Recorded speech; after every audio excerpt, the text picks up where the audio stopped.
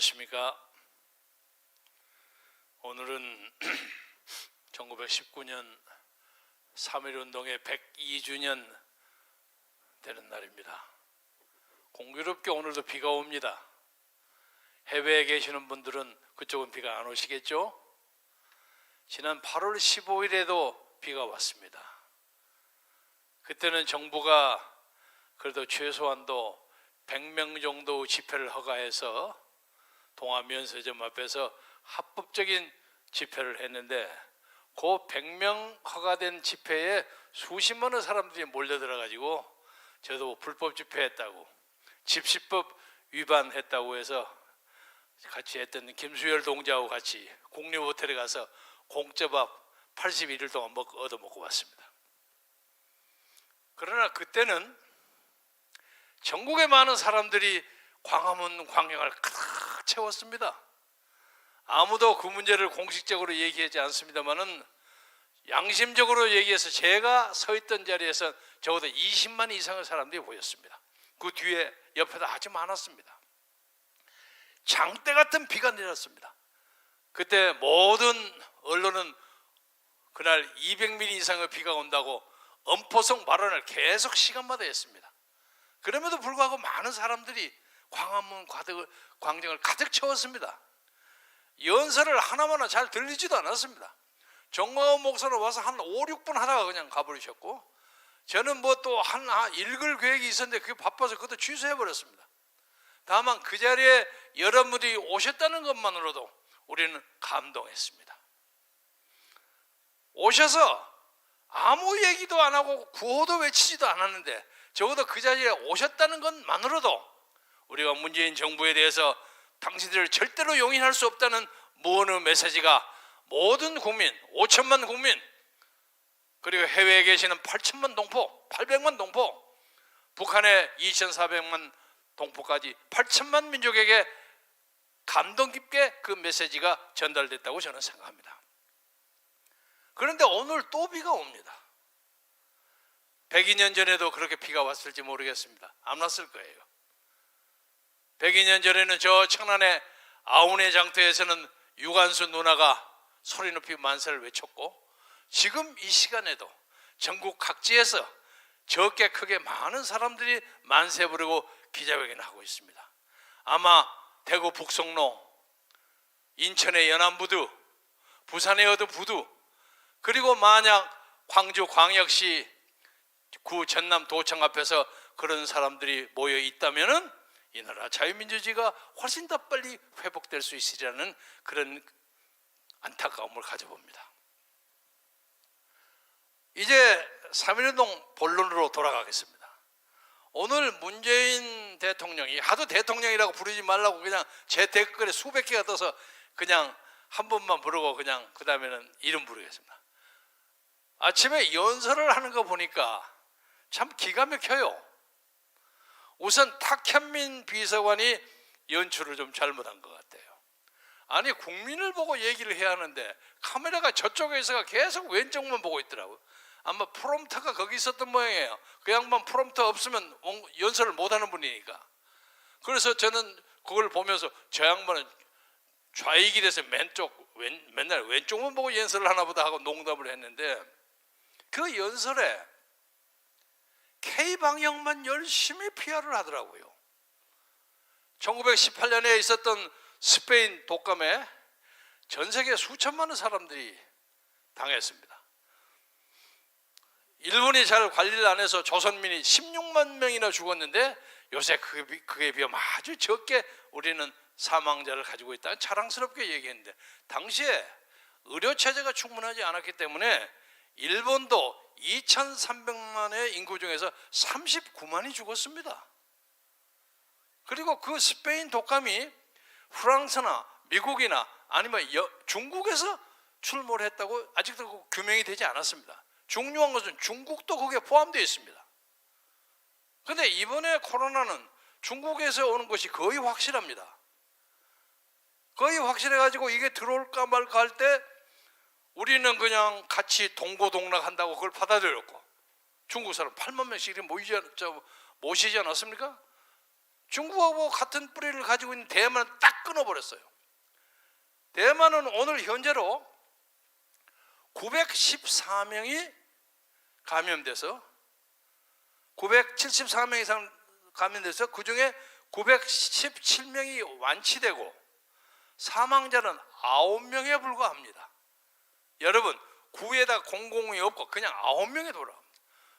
그냥 사람이 죽은 동 마는 동 그렇게 아주 완벽한 방역을 해야만 방역을 했다고 좀 자랑을 하건 말건 하지, 지금 이렇게 엉성한 방역, 그나마 우리의 의료인들이 목숨 걸고 분투해가지고 간신히 만들어 놓은 교회, 그리고 이 코로나를 가지고 문재인 정은경 커플이 쥐락펴락하면서 확진자 수를 늘락줄이고 하면서, 그리고 무슨 집회를 하고 나면 그 다음에는 확진자가 확 늘었다고 발표하고, 이런 식으로 정치적으로 코로나를 이용하는 사람이 뭐가 잘났다고 그러고 코로나를 가지고 3.1운동 대회에 와서 코로나 자랑을 하는 것입니까?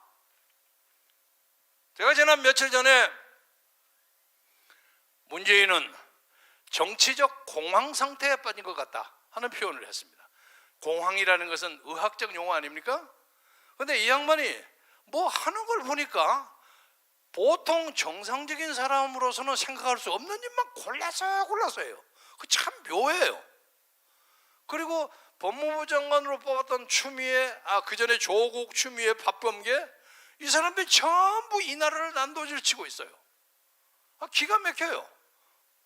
왜 그러는지 모르겠어요. 그래서 지금 우리나라는 어떤 면으로 보아서 북한과의 내밀한 소통이 있지 않고서는 이렇게 할 수가 없습니다.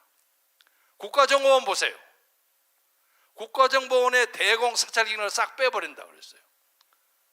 그런데 국가정보를 담당하는 사람이, 이름은 들지 않겠습니다만은, 북한에 가서 김정일이하고 어깨동무하면서 너무합니다는 이수미 노래를 합창하는 사람이 국가정보원 원장이에요. 그런데 그 사람이 과연 간첩을 잡을 수가 있겠습니까? 택도 없죠. 국가정보원에도 우리 동지들이 많이 있습니다. 틈틈이 그 정보가 새 나와요. 국가정보원이 흡사 북한의 통일전선부 서울지국 같아. 그렇게 사람들이 많이 얘기를 합니다. 이 나라 완전히 넘어갔어요. 여러분이 이걸 깨닫지 못하고 계시는 거예요. 여러 연사들이 말씀하셨습니다만 국방 보세요. 국방. 그게 국방입니까? 그게 국방이 아니에요. 북한 사람이 하나 넘어왔는데 10시간 동안 카메라에 CCTV에 수없이 잡혔는데 그거 잡지 못하고 있어요. 왜 그런데 육군 참모총장을 당장 기소하고 잡아도 교체하지 않는 겁니까? 이게 나라가 아니야, 나라가.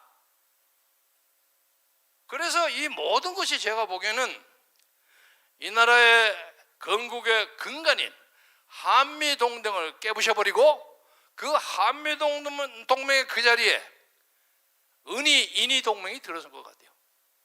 문재인이, 김정은이, 인이 은인 동맹이 서가지고 모든 것을 거기다 다 바치는 거예요. 아니 세상에 한반도의 인권 문제를 가지고 유엔에서 북한 인권 문제를 토론한다고 한다면 문재인은 누구 시켜가지고 북한에 물어가지고 요거 우리 반대할까요? 기권할까요? 이렇게 하는 사람이 이 나라 대통령직에 앉아 있어요. 정말 창피합니다. 그래서 며칠 전에 제가 그런 제안을 했습니다. 문재인 씨에게 여러 가지로 봐서 당신의 천운이 많이 간 것 같다. 하면 할수록 실수할 것 같다. 그리고 당 내에서도 당신에 대해서 레임덕이 막 내리 꽂혀가지고 많은 사람들이 반대하고 어쩌고 하는데 차라리 깨끗이 좀 이선으로 물러나서 거국내각 같은 것을 만들어가지고 마지막이라도 국민에게 동정이라도 받으면서 깨끗하게 물러나가는 게 어떻겠느냐. 지금 해봤자 하는 것마다 잘못합니다. 그래서 오늘 3.1 운동을 계기로 해서 3.1 운동 102주년을 계기로 해서 우리나라의 진정한 자유민주 운동이 제2단계로 접어듭니다. 모든 혁명이라는 것 세계사적으로 보면 처음에 시작했다가 그것이 다시 한번 중간에 역전되고 반복하고 합니다. 우선 볼셰비키 공산혁명을 예를 듭시다. 처음에 막스 레닌이 볼셰비키라는 게 주도파예요. 얘들이 꽉 잡아갖고 아우성을 쳤어. 그 다음에 조금 무너지고 맨셰비키 소수파가 와서 공산당을 먹어요. 프랑스 혁명도 그렇습니다. 처음에 프랑스 혁명이 일어나고 난 다음에 그 원래 마르세유의 청년들하고 싸움하는데 아주 사소한 사건에서 비롯된 건데, 벌어지고 난 다음에 막 자코방당이 나와가지고 난리, 로베스피에르가 나와 사람 죽이고 난리 치지 않았습니까? 그 나중에 또 지가 죽어요. 이런 것처럼 1945년에 해방 독립을 쟁취한 이후에 그때까지의 민족 해방 운동이라는 것은 이른바 중국에서 있었던 것처럼 국공합작입니다. 우리나라에서도 그런 게 있었어요. 같이 했어요. 좌익하고 우익하고 같이 했어요. 왜? 일본은 먼저 해야 되니까, 잡아야 되니까. 그리고 난 다음에 같이 앉아서 뭘 만든다고 어쩌고 하다가 깨졌어요. 이게 깨지고 상당히 많은 사람들이 북한으로 10만 명이나 갔어요. 그들 나름의 공산주의적 어떤 이상사에 맞는다고 갔어요. 거기 가 있는 사람 전부 죽었어요. 이강학이니 박헌영이니 뭐 그런 사람 다 죽었어요. 그런데 죽었는데 그 죄목이 뭔지 압니까? 미국 제국주의의 앞잡이에요. 미제 간첩. 미제 간첩의 명분으로 전부 총살당했어요. 오늘 보니까 그 문재인 씨가 이런저런 얘기를 하면서 상해 임시정부 얘기하고 3.1운동의 거점이 됐다고 뭐 이렇게, 그 역사 공부를 좀 제대로 하셔야지. 임시정부의 초대 대통령이 이승만입니다. 존칭 생략합니다.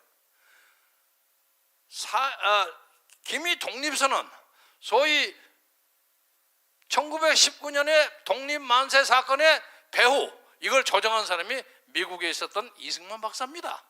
아니 이런 기본적인 걸 모르고 그냥 김국 선생 올리고, 아니 뭐 김국까지는 좋아요. 김국까지는 우리도 또 받아들일 수 있는 분이야. 조소왕을 갖다 생기더라. 이 양반이 정치적으로 전혀 식견이 없어. 사회적 러닝, 역사 공부가 없어요. 조소왕은 사회주의자예요. 그런 사람 앉아서 지난번에 신용보기를 뭐라고 하더니 김원봉이 얘기했더니 오늘은 조소왕까지. 이 양반이 확실히 좌익이고 간첩이야. 자기 스스로 입으로 자백한 것과 마찬가지입니다.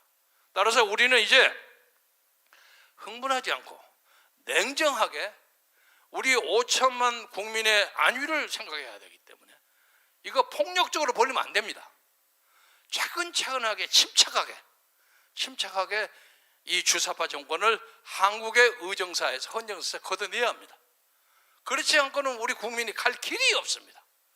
따라서 오늘 이 자리에서 아침에 청와대에서 기자회견을 한 거, 청와대 앞에서 기자회견을 한 거, 아운의 장터에서 부르는 만세, 대구 복성로에서, 부산 항구에서, 아니면 어디서든지 벌어지는 국민의 힘으로 이제 문재인 정권을 조용하고 엄숙하게 은근히 확실하게 밀어내는 운동을 벌이지 않으면 우리 민족에게 장래가 없습니다. 오늘 이 자리에 비가 쏟아지는 이 비가 하늘이 우리에게 내리는 비인 것도 같습니다. 독립을 위해서 눈물을 흘렸던 선열들이, 아니 우리가 목숨 바쳐서 나라를 만드는 니들은 무슨 짓거리를 하고 있느냐 하고 우는 것도 같습니다. 그러나 이 비가 또 땅에 떨어져서 새로운 만물을 솟아나게 만드는 생명의 물이 될 수가 있기 때문에 우리가 일층 분발하고 용기를 내서 맥진함으로써 우리 후손들에게 자랑스러운 자유민주주의 국가를 만들기 위해서 마음과 뜻과 정성을 다하기를 여러분과 함께 공동으로 기약하면서 해외 동포들 이날을 기억하고 대한민국 만세를 부르는 자세로 앞으로 정진합시다. 대단히 감사합니다. 감사합니다.